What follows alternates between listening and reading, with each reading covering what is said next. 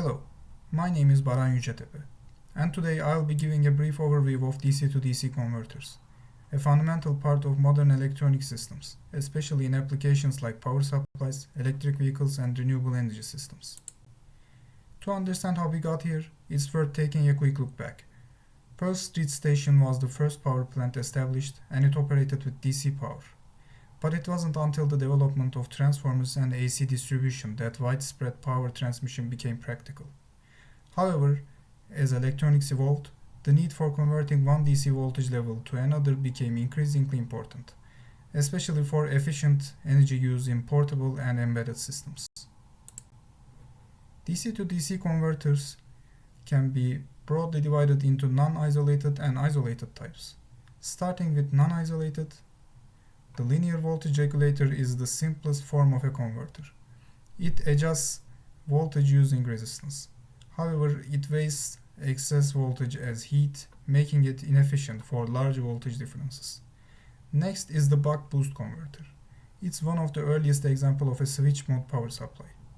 By rapidly turning the switch on and off, energy is temporarily stored in an inductor and transferred at a regulated voltage. The output voltage depends on the duty cycle, which is the ratio of on to off time. The Joule converter, invented by Professor Slobodan Joule, is similar, but it uses a capacitor as the main energy transfer element, providing continuous current on both input and output sides. This results in lower ripple and improved efficiency. The Sepik converter is another variation that can produce an output voltage higher or lower than the input, but unlike the buck-boost, it's non-inverting. It also protects the energy transfer capacitor from full voltage swings by using a parallel inductor.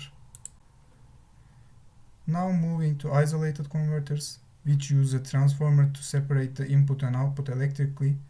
This is essential for safety and noise isolation.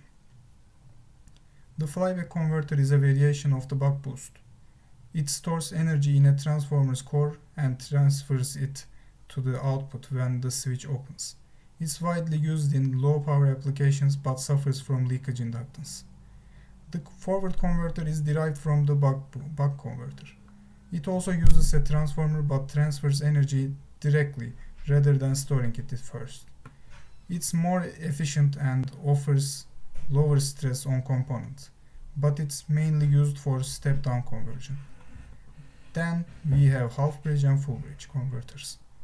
These use multiple switches to improve efficiency and power handling.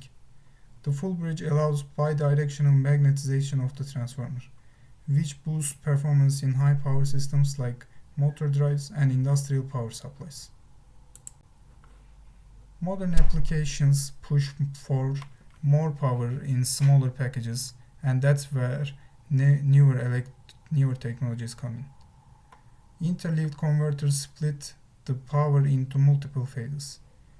This reduces stress on components and allows higher output voltages. This technique can be applied across several topologies. Wide bandgap convert semiconductors like GaN and SiC enable much higher switching frequencies compared to silicon. This means smaller components, less heat, and higher efficiency, especially important in fast charging and compact applications.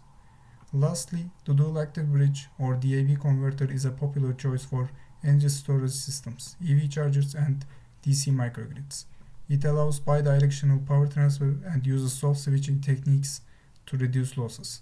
Its structure includes two full bridges connected by a high-frequency transformer controlled via phase shift modulation. In conclusion, DC to DC converters have evolved from basic resistive regulators to high-efficient, bidirectional and compact systems.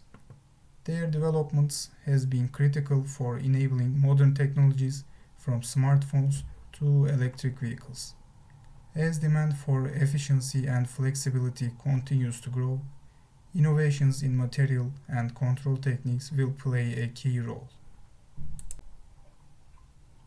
Thank you for your attention. I wish you a good day.